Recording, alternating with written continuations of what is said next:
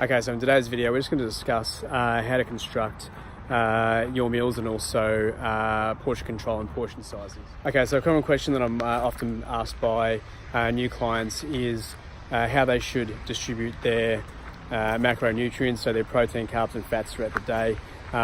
Should they be eating carbs in the morning? Can they eat them at night before bed? Now, when we look at what science tells us, basically what it tells us is that when all calories are equal and protein amount is high, it doesn't really matter how you distribute your macronutrients throughout the day. So when it comes to meal construction, there's a couple of simple rules of thumb that I usually apply, which is always include a good source of protein with each meal and always include a good source of fibrous vegetables. So there's a couple of reasons for that, and they're both similar for each. So with protein has a high thermic effect, meaning you're burning more energy during the digestion process when you're digesting protein.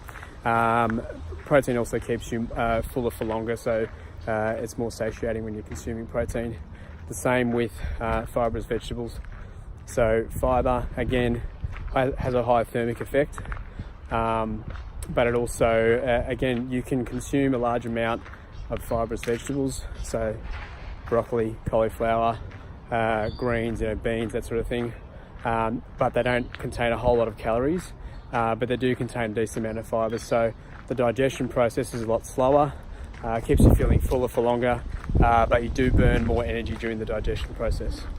Okay, so now that we've covered off protein and fibrous vegetables, we then want to look at including a good source of healthy fats. So a good source of healthy fats can be, for example, avocado, olive oil, nuts, seeds, that sort of thing. So again, you don't want to be too liberal with your healthy fat portions, because roughly fat will have more than double the amount of calories per gram than we do have with protein and carbs. Okay, so now what you want to do is decide whether or not you're going to include carbs with your meal. So when I'm referring to carbs as in starches such as sweet potato, bananas, bread, pasta, rice, that sort of thing. So what I normally say to clients who aren't tracking calories as such, but they're just basically going off portion sizes, is that to consume most of their daily carb allowance before and after training. So consuming carbs before training, it's good, gives you an energy boost before you train, and then straight after, within say 1 or 2 hours after you've trained, that's good for replacing glycogen that you've lost from the training session, and it's also has a better uptake into your skeletal muscles after you've trained, as opposed to just consuming them at any other time throughout the day. So that's basically a brief rundown of how I would normally construct meals with protein, carbs and fats.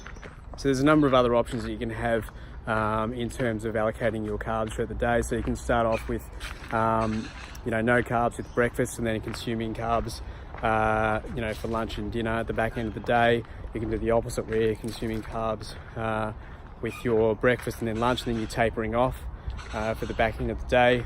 You can consume carbs with each meal of the day, or you can only consume carbs after you've trained. So there's no real set rule with this. I've tried every approach, and I feel better when I'm consuming carbs with each meal of the day, but it also depends on what your total daily energy output is. My total daily energy output is fairly high, because I'm walking a lot and I'm also training, weight training 4 or 5 times a week. So it's really up to your own personal preference and how your energy levels feel. So you could possibly make the argument for consuming more of your carbohydrates throughout training, or sort of around your training times, which I can discuss that in another video. That's sort of more looking at nutrient timing and anabolic window. But overall, it really doesn't make a whole lot of difference for what the studies tell us, how you distribute your protein and carbs and fats throughout the day. So what I do with my one-on-one clients and also with my online clients is working out what their carb tolerance is like, and also working out what probably the best option is based on their total daily energy output, the right amount of carbs that they should be consuming each day, and where they should be consuming those carbs throughout the day.